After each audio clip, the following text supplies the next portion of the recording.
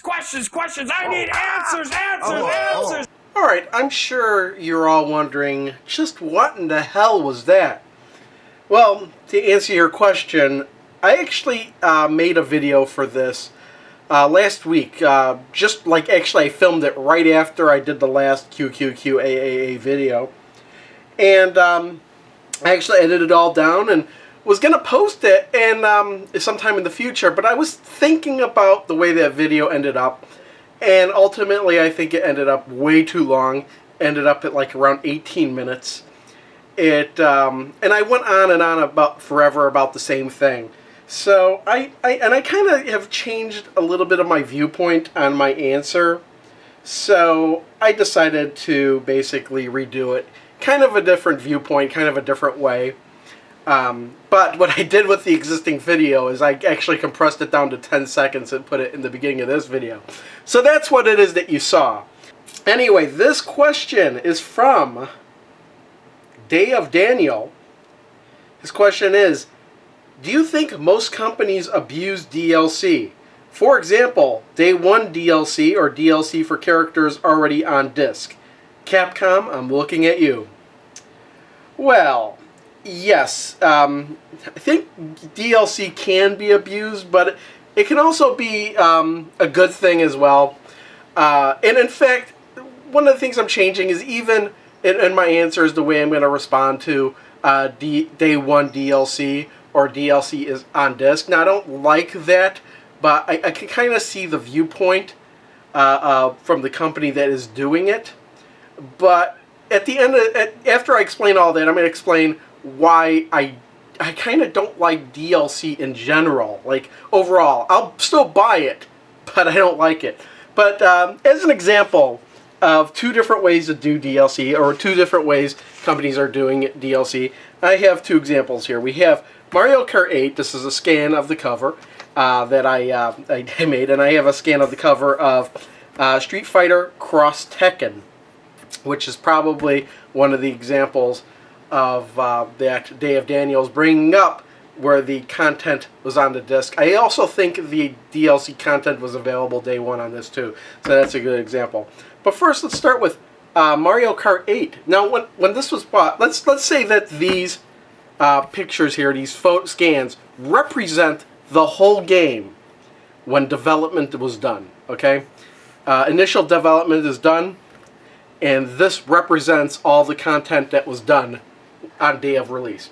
Now, for Mario Kart 8, I didn't even know. I wasn't even expecting DLC. I don't know if anybody was.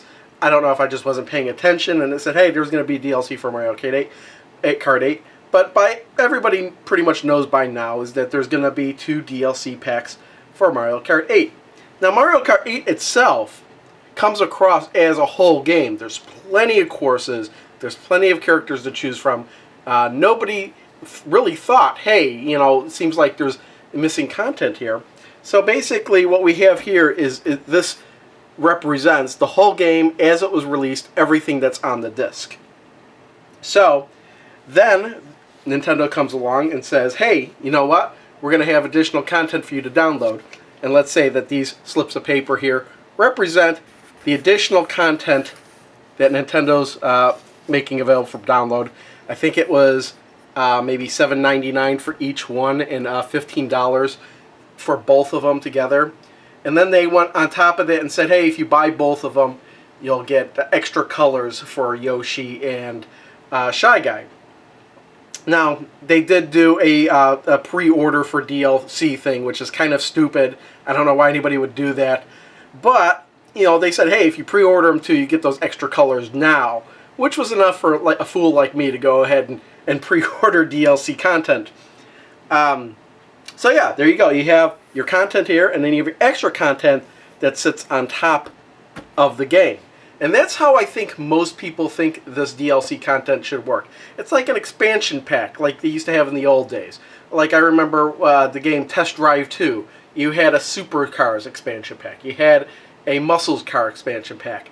Also some other scenery expansion packs that you bought separately that would not work by itself, but worked in conjunction with the game. Now, they had to in some way or another have been planning DLC in the development of this game. I don't think any company just says, oh shoot, we have this game out, let's create some DLC for it. There's got to be code in there to tell the game, hey, this is where you're going to look for some DLC. Either that, or they can just, I guess they could alter the code through an update or something like that. Say, hey, we're going to have some DLC now, and here it is. But let's go over here on the other side of the coin. We got Street Fighter Cross Tekken. Now, what they did here is that, and sometimes there's just no way to prove this, but in this case, there is, because the DLC content was on the disc. At least, I don't know if partially or all, I don't remember. It's kind of an old story by now. But, see, this is the whole game at development. Now, what they did was, they took part of the game, they cut it off, split it up into pieces, and then this is what you're getting on the game disc. And then they're saying, hey, this is DLC, this is additional content, which is a lie. It really isn't additional content. It's content that they kind of intended to be part of the game, but they're disguising it as DLC, as extra content.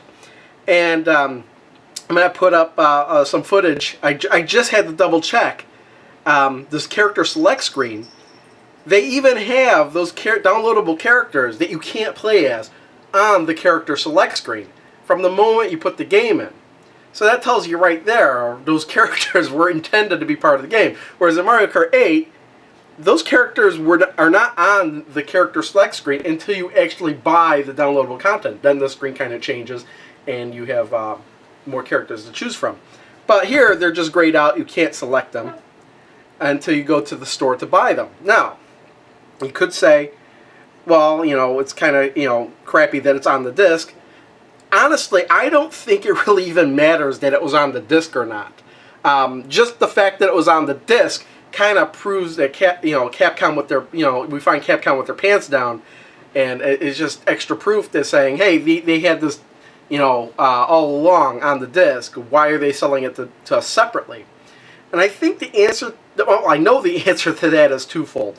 The reason they're selling it to you separately is because I think they felt that the game should have been worth more than $60 when they released it. However, we're so used to games being, $50, $60 these days. I mean, when was the last time we really saw games more than that outside like collector's editions and things like that? No, games have been in the $50 to $60 range for decades now. For some reason, the price doesn't go up. They don't want to scare people away by saying, hey, the games are now $70. The games are now $80. What they're doing is they're trying to find a way to get more money, to keep the price the same, but still get more money. I mean, the price on everything keeps going up, but they're cutting corners. They're cheaping out on the cases themselves. Let me see here. I have like here's a Mario Kart 8 case. Big holes in it. Okay? Well, they do this under the pretense that, oh, we're saving plastic and we're recycling. No, you're just making a less sturdy box and you're saving on plastic. That's what's happening. And then even some games, here's one here, JoJo's Bizarre Adventure. No manual. I mean, they just double printed on the insert and then all the warnings and necessary stuff. And the game itself doesn't have a manual. So they're saving money that way too. Before I continue any further, JoJo's Bizarre Adventure, another game that has DLC fighters. I'm going to put up a quick screenshot of that now because I had to check that too. Or some capture footage of that. They did the same thing, except they left all the squares blank. They just left question marks. So it's kind of the same thing. I really don't like how fighters would have missing characters. I mean, it seems like they'd be an essential part of the game for balance. But it seems like if a fighter has a fighting game like Street Fighter Cross Tekken has characters that are DLC, it seems like those would have had them planned from the start. So I went and I took a look. And I'm like, well, let's see. Maybe I do want to buy these extra characters and have a complete game. Because honestly, they're trying to get some of their money back because they think the game really should be worth more, but they feel that the sales are going to drop if they go over that $60 price point. So I checked, and for the 12 characters that are locked, $20, which seems very excessive to me. But if you break it down, it's like, $1.60 something per character. Is it worth it? I really don't know. I don't know how much actual bang for my buck I'm going to get out of spending an extra $20 on a game I already spent $20 on, because I didn't buy this new.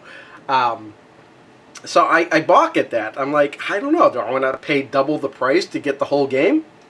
Whereas in Mario Kart 8, I know I'm getting extra content, and I know I'm going to get some use out of that. And, what is it? You're getting, like, 6 more characters, and how many more tracks? Like 16 more tracks for $15? That seems like a much better deal.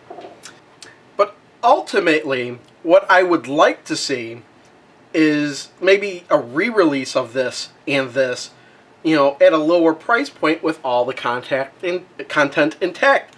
Like something like this, Batman Arkham Asylum Game of the Year Edition. The game was a lot cheaper because it was like a year or so after the game was originally released. And it includes, I think it includes all the DLC, I don't know about that, but it includes a lot more content than the game originally did. And it's on disc. So, that leads me to my next point, the DLC itself. I don't know if too many people are aware, but when you're buying digital content, you don't really own that content. Whereas whatever's on the disc I buy, I have that. I could take that. I could do whatever I want with it. But digital content, that is just information being transferred to your hard drive. You can't do anything with that. You don't own that. You can't sell that to somebody else. You can't trade it to somebody else. You can't give it to somebody else. That's the problem. And with a game like this, say I bought it and I'm like, hey, you know what? I want all those characters. So I buy all the characters and I get the whole game. Now say I want to take this game and give it to somebody else. Well, guess what? They're only getting part of the game, and they're going to have to pay another $20 to get the whole content again. And that is another reason, well, that is one of the reasons why they're doing this, is because if you trade the game away, sell it, say give it to GameStop, somebody else buys it, they're going to get more money to get the rest of that content again. Whereas even if they had, charged $70, $80 for the game to begin with, and then you traded it away, they're not going to see that money again if somebody decides that, they happen to decide, hey, I want the whole game. Instead, they're selling a portion of the game. I mean, the same could be said for here. If I buy the content here and I trade this game away, this content is no good to anybody else but me. So anybody else that wants it is going to have to buy it again. So that's why they're doing it. Another reason for this downloadable content, maybe not so much in this case, but in this case, is that it kind of increases the longevity of the game. Even if they had planned and made all this content from the start and just didn't include it on the disc and kept it all a secret, couple months down the road, they get people talking about this game again by releasing a pack. And they say, hey, you know what? Then people's interests jump again. And then a couple more months down the line, hey, here's more content. And again, people go back to the game. And that, creates all these memories for the people, I suppose, that are playing the game, especially if the game is good. That way, when Mario Kart 9 comes out, people are going to be all over that. So, there you go. I mean, DLC is a good thing, but yeah, you're kind of abusing it when you're doing this. Again, the digital content, you don't own it. For example, if for some reason the PS Store was down, let's say you had bought this content, you downloaded it, and then the PS Store goes down. Sony, sometime in the future, says, hey, we're cutting off the PS Store for the PS3 because it's outdated and no longer relevant.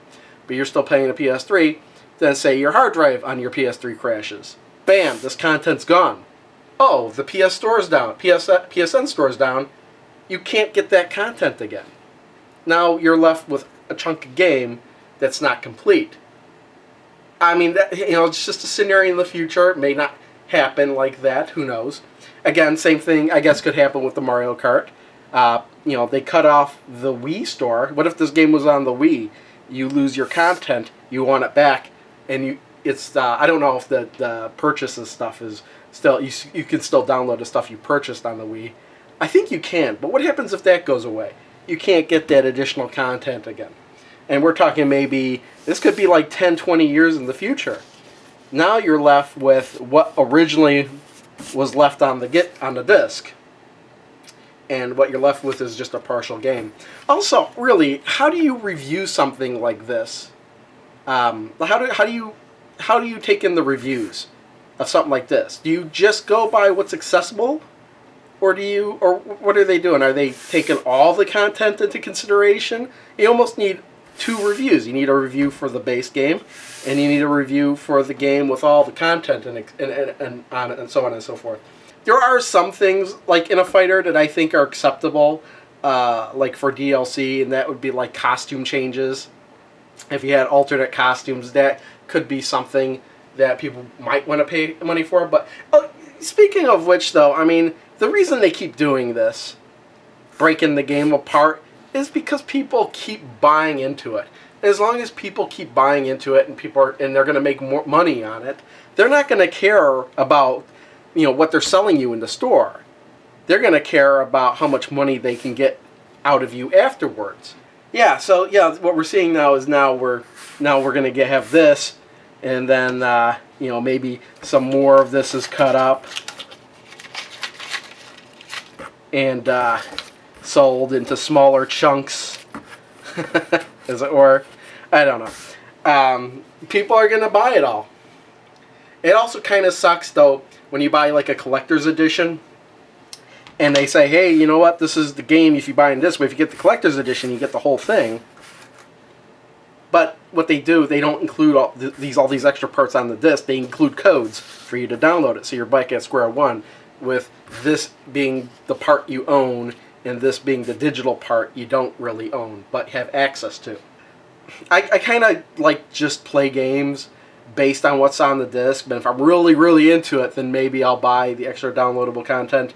I never really talked about the Pinball Arcade. And the Pinball Arcade is pretty much all digital content, and that's fine, because for what that is, you're buying, separate game tables. It's like a virtual arcade, and you only buy the ones you want, where I actually buy them all because I'm interested in them all. But some people might not be. They might say, I'm not interested in that table, I'm not going to buy it. So that works. Things like Rock Band work very well for DLC, because you have the core game, and then you buy the music you want to buy. And I don't think anybody in their right minds is going to buy every single track that they put out for Rock Band or Guitar Hero. Those work out pretty good. I did buy some extra tracks to play, and I thought that was pretty cool. If the content went on sale, I think $20 is a bit much for this extra content in a game that I don't know if I'm going to be fully into.